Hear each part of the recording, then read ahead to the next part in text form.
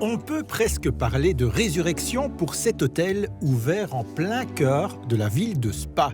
Cet ensemble est resté à l'abandon pendant plusieurs années avant d'être entièrement et patiemment rénové et même agrandi avec la construction d'un nouveau bâtiment à l'arrière. Les plus anciens spadois se souviennent qu'ici c'étaient les bains de Spa. On trouve d'ailleurs encore un peu partout de nombreux témoins de cette époque. C'est un bâtiment qui a été construit en 1868 sur les plans de l'architecte Leon Suess, un architecte très connu. C'était un lieu où les gens venaient pour prendre des bains. Toutes les cabines de bains sont maintenant devenues des chambres d'hôtel.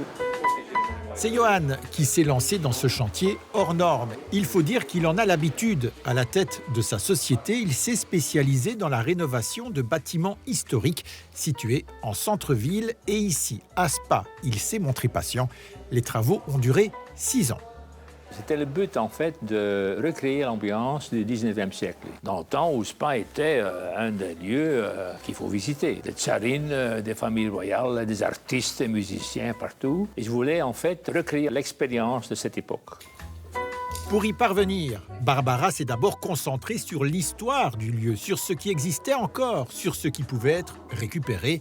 Les superbes caissons des plafonds en sont un bel exemple. Ils avaient en grande partie survécu aux restaurations successives.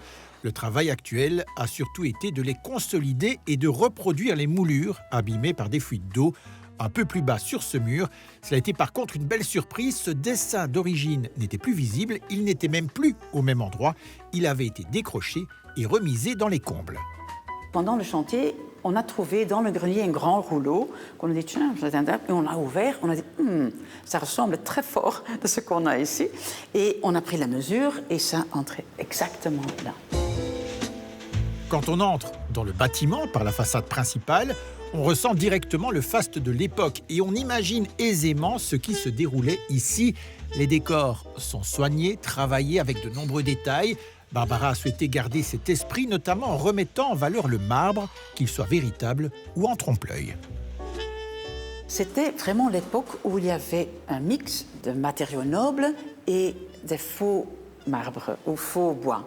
Et ici, on voit que ce n'est que seulement les cadres des murs qui sont en marbre Carrare et tout le reste, c'est du faux marbre très très bien fait parce que c'est très difficile de distinguer la différence entre le vrai marbre et le faux marbre. Quand on pénètre dans le bâtiment, il y a cette cour intérieure qui attire le regard. Quand Johan est entré ici la première fois, il y avait un bâtiment à la place de cette cour. Très vite, il a pris la décision de le détruire.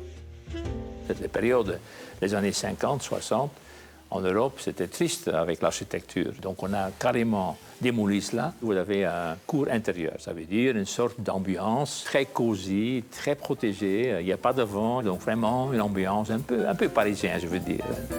Et en dessous de cette cour, on trouve maintenant le wellness de 1300 mètres carrés, qui est d'ailleurs visible depuis l'extérieur pour amener de la lumière naturelle et sublimer ici aussi les matériaux utilisés.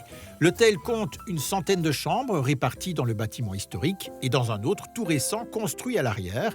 Le défi a été de recréer dans le neuf le charme de l'ancien. Et puis au sous-sol de ce nouveau bâtiment, on trouve un parking ultra sécurisé pour mettre en valeur des voitures d'exception.